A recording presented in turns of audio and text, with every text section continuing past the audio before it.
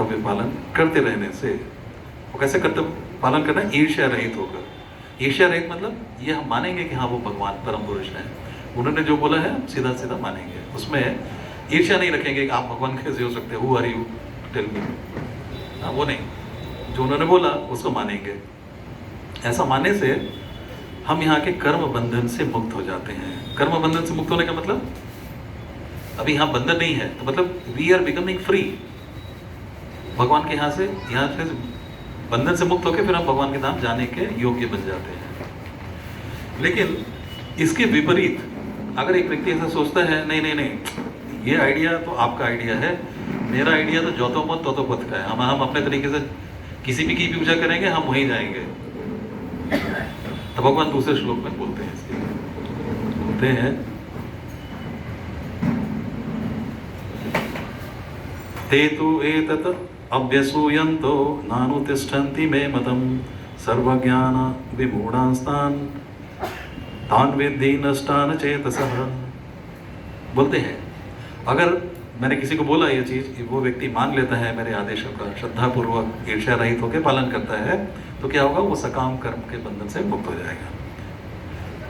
उसके विपरीत बोलते हैं किंतु जो ईर्ष्यावश इन उपदेशों की उपेक्षा करता है और इनका पालन नहीं करते हैं, उन्हें समस्त ज्ञान से रहित, दिग्भ्रमित तथा सिद्धि के प्रयासों में नष्ट भ्रष्ट समझना चाहिए। तो उनका क्या होने वाला है? सभी लोग प्रयास कर रहे हैं, उस प्रयास करने वाले कृष्ण कॉन्शियसनेस को छोड़कर जितने भी धर्म, जितने भी तरीके लोग अपना रहे हैं, वो कैसा होने वाला है? नष्ट भ्रष्ट होने वाले हैं। नष्ट भ्रष्ट मतलब वो परम गति को प्राप्त नहीं होंगे, इधर ही वापस फिर से जन्म लेंगे। अभी ये किसी को समझ में नहीं आता। एक बार मैंने बहुत मेहनत करके एक फाइल बनाई, कई घंटे कई दिन लगे मुझे, हाँ, कंप्यूटर में काम करके करते करते बहुत समय मैंने लगाया, वो बना, वो फाइल डिलीट हो गया। अभी क्या होगा? बैक टू जीरो, फिर से मैंने सब काम करना पड़ेगा, फिर से बहुत परेशानी है। यानी आप बहुत उद्यम करके कोई चीज़ करें और वो नष्ट हो जाए, गायब हो जाए, फिर क्या होगा? पूरा मेहनत फिर से करना पड़ेगा। ठीक वैसे ही जीवन में इतना प्रयास करके बचपन में ही बच्चे को अच्छे स्कूल में दाखिला दिलाते हैं, उसको रोज रोज पढ़ाते हैं, उसके खाने पीने का इंतजाम करते हैं, सुख सुविधा ध्यान रखते हैं। बच्चा पढ़ लिख के बड़ा होता है तो माता पिता को चिंता है अभी आगे क्या होगा, किसी तरह से सेटल होता है, ऐसे जीवन चलता है, संघर्ष चलता है। बाद में संघर्ष, आप तो गए, बच्चा संघर्ष करके आखिर जाता है, उसका परिवार आता है, वो रहता है कुछ दिन, वो भी जाता है, फिर जाने के बाद क्या? फिर से सब इधर आते हैं, वही संघर्ष फिर से शुरू करते हैं। तो इसमें क्या बुद्धिमानी है? वही संघर्ष बार बार करने में। इसलिए बुद्धिमान व्यक्ति इस चीज को समझता है कि आग के में हाथ डालने से जल जाएंगे, तो क्या करना चाहिए? आग में हाथ नहीं डालना है। एक व्यक्ति जो है चोरी करता है, उसने पढ़ा चोरी करना पाप है, ठीक है, पढ़ लिया, फिर भी चोरी करता है। चोरी करने से ये भी पता चला पुलिस पकड़ लेती है, तो चोरी करता है, कभी कभी पुलिस पकड़ भी लेती है, फिर छूट जाता है, फिर से चोरी करता है, बोलते इस बार ऐसे करूंगा कि चोरी करने से पकड़ा नहीं जाऊंगा। मतलब चोरी करना नहीं छोड़ता। तो हम लोग की प्रवृत्ति ऐसी है। बोलते हैं जो बुद्धिमान मनुष्य होता है, प्रभुपाद बोलते हैं बुद्धिमान मनुष्य मतलब शास्त्र या साधु ने एक वचन बोला, उसको आपने मान लिया। इसीलिए भगवान यहाँ बोलते हैं जो ईर्ष्या मुझसे नहीं करता, श्रद्धा है, वो मान लेता है इस चीज को और उसका पालन करने का प्रयास करता है। वो कितना सफल होता है उसकी जरूरत नहीं है, वो प्रयास करता रहता है। तभी हम लोग क्या है, किस भक्ति में है? हम लोग की भक्ति को क्या बोलते हैं?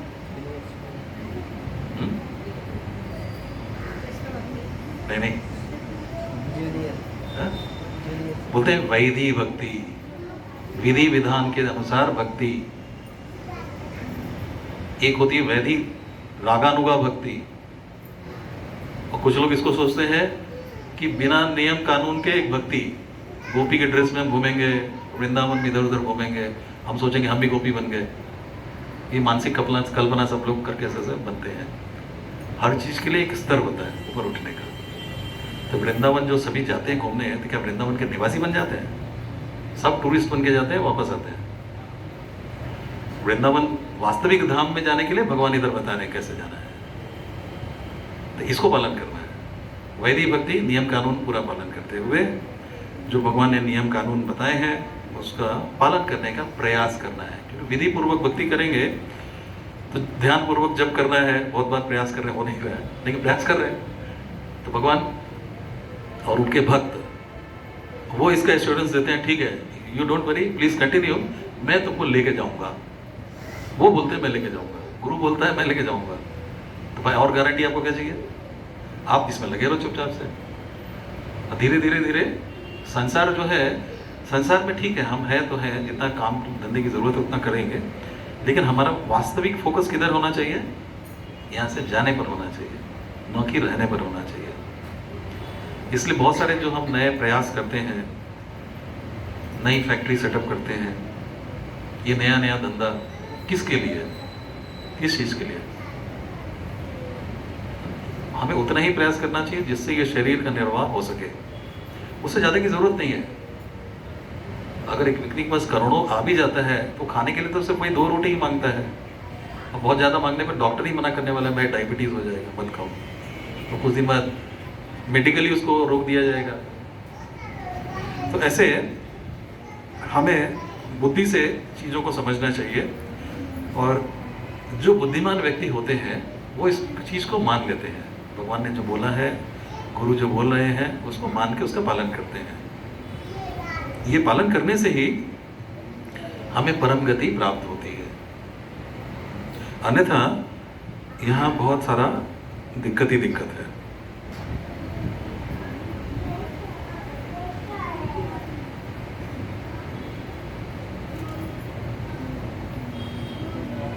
भगवान बोलते हैं आ ब्रह्म भुवनान लोकः पुनरावर्तिनो अर्जुन माम उपेत्य तु कौन्तेय पुनर्जन्म न विद्यते।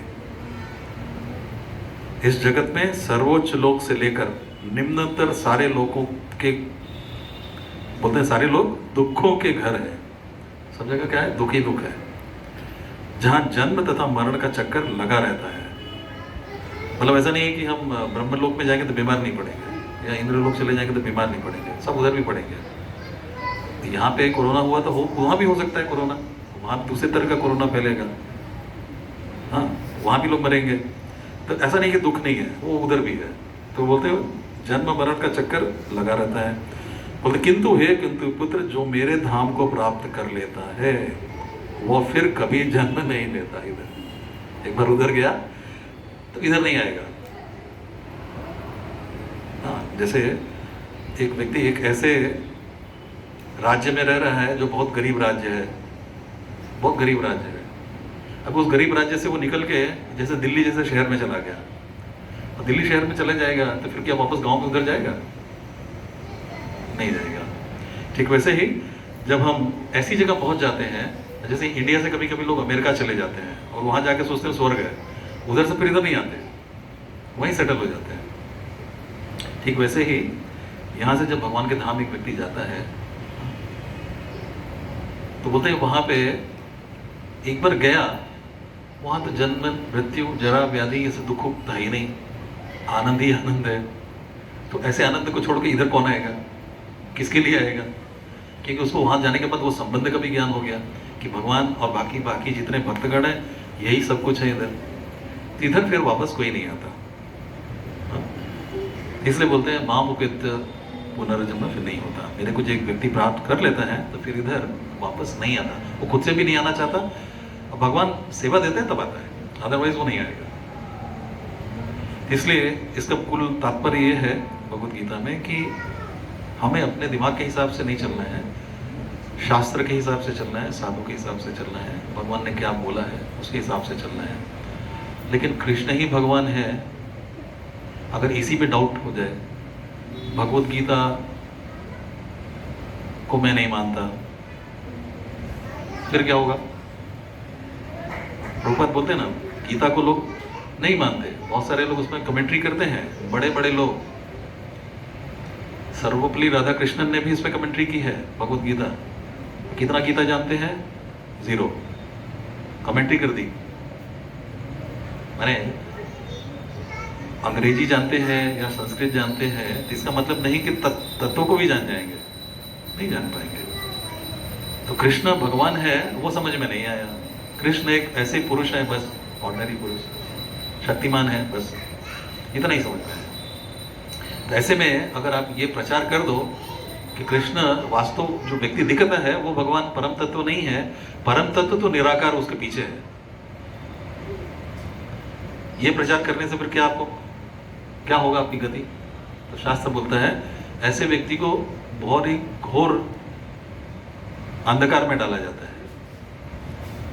क्यों? क्योंकि आप तो खुद भ्रमित हुए, साथ साथ में दूसरों को लेके भी डूबे, इसलिए ज्यादा पनिशमेंट मिलता है। तो ये सब पनिशमेंट और स्वर्ग नरक ये सब तो हमें दिखता नहीं। मृत्यु के बाद क्या होता है कोई बताने वाला भी नहीं आता इधर। इसलिए आदमी को न तो साधु पे विश्वास होता है, ना शास्त्र पे, ना भगवान पे, साइंस पे, डॉक्टर पे, इन सब चीजों पे विश्वास हो जाएगा। तो ऐसे विश्वास से भगवान बोलते हैं अगर ऐसी श्रद्धा नहीं है तो व्यक्ति इधर ही सड़ेगा, यहां से निकल नहीं पाएगा। कितना समय है हम लोग? गीता में सभी व्यक्ति को समझा रहे हैं जीवन यहाँ पे कैसे हमें व्यतीत करना चाहिए।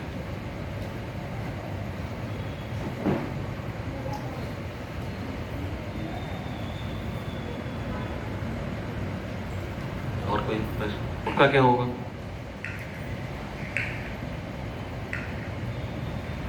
तो बोलना एक धर्म होता है, लोगों को बताना, और बाकी जीव की इच्छा वो माने ना माने, इसलिए प्रयास करते रहना चाहिए। और नहीं मानता है then you have to move forward. Prabhupada अपने जीवन से दिखाते हैं, उनके परिवार के सदस्य उनका साथ नहीं दिए, ही नेवर स्टॉप्ड, वो कभी रुके नहीं, भगवान की सेवा निकल रहे हैं वहाँ। इसलिए वो ज़्यादा ज़रूरी चीज़ है, क्योंकि यहाँ के बाकी जो संबंध और उससे संबंध जनित कर्तव्य है वो सब क्षणिक है। एक व्यक्ति को थोड़ी देर तक आप समझा सकते हैं, समझा तो समझा, नहीं समझा तो नहीं समझा। जो समझने वाला है उसको समझाना चाहिए आगे। तो ऐसे हमें प्रयास जारी रखते रहना चाहिए।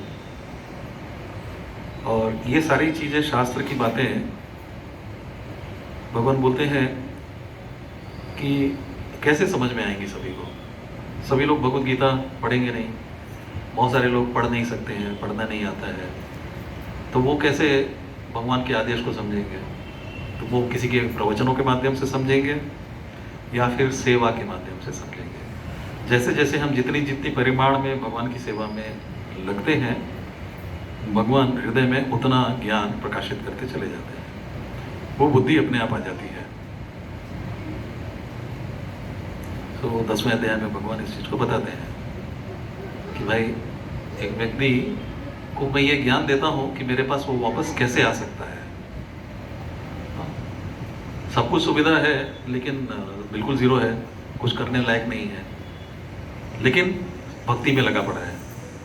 हाँ, वो जो उसके गुरु महाराज बोल रहे हैं वो कर रहा है, बाकी चीज़ में इंटरेस्ट नहीं आ रहा है लेकिन वो कर रहा है, सिंसियरली उसका पालन करता है।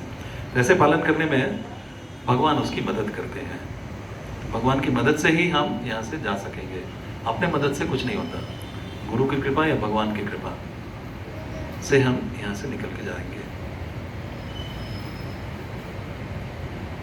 हरे कृष्णा। किसी का कोई कमेंट, डाउट?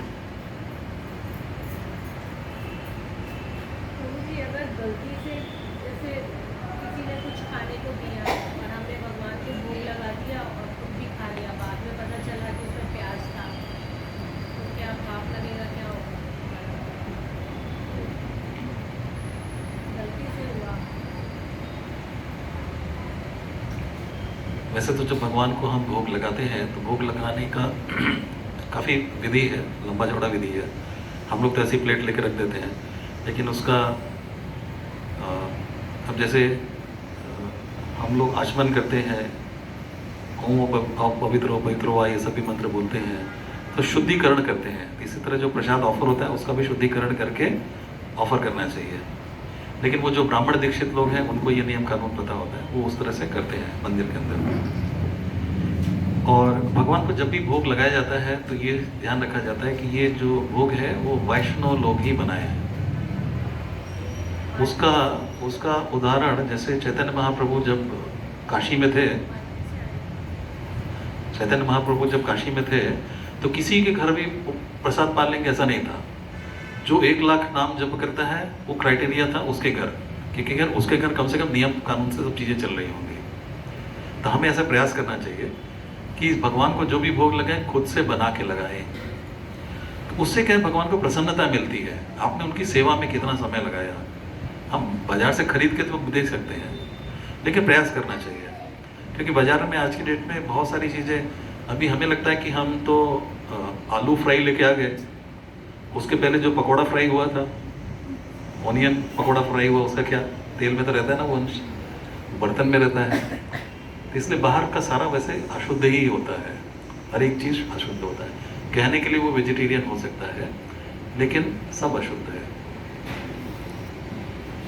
इसलिए प्रयास करना चाहिए, लेकिन ये गलती हो सकता है, तो उसमें कोई गलती हुई तो गलती हुई, उसमें क्या करेंगे आप। जैसे एक बार जहाँ प्रभु जी हमारे घर आए तो उनके सामने नमकीन रखा गया और नमकीन में लहसुन था। तो आप इमेजिन करेंगे, और पैकेट खाल के किसी ने खोला नहीं था, और बच्चे लोग लेके आए, उन्होंने देखा नहीं कि उस पर इंग्रेडिएंट्स में ये भी लिखा होगा। नॉर्मली मैं लाता हूँ तो मुझे पता होता है क्या लाना है, नहीं तो घर पे बनता है। तो ये गलती हो सकती है, लेकिन उसके बाद से क्या करेंगे, जो गलती हो गई तो हो गई। तो जाने अनजाने में हुआ है, इसलिए भगवान बोलते हैं भाई मेरे भक्त से जाने अनजाने में गलती हो जाती है, लेकिन ऐसे व्यक्ति को हम भक्त ही मानते हैं।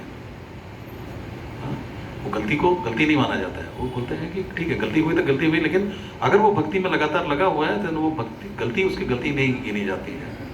उसको भक्ति में शुद्ध तरीके से लगे रहना चाहिए।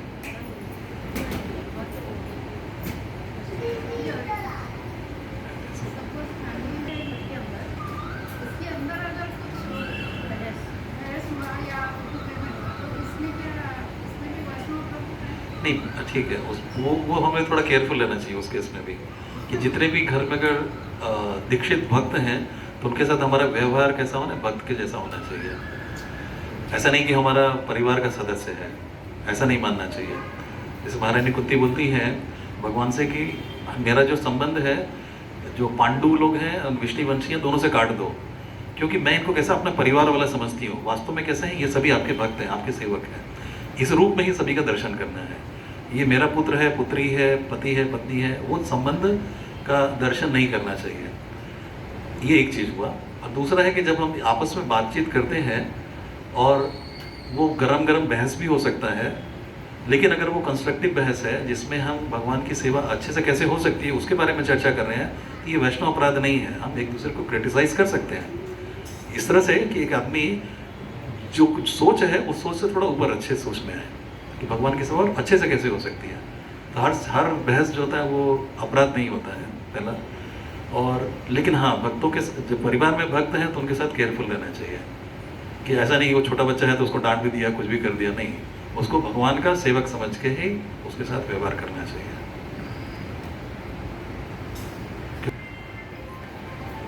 बहुत सारे भक्तों के छोटे छोटे बच्चे भी थे, यूज्ड टू से ये सब कृष्ण के बच्चे हैं, तो इनका देखभाल टॉप क्लास का होना चाहिए, तो साधारण तरीके से नहीं।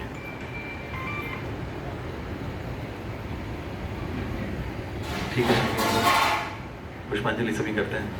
हरे कृष्ण।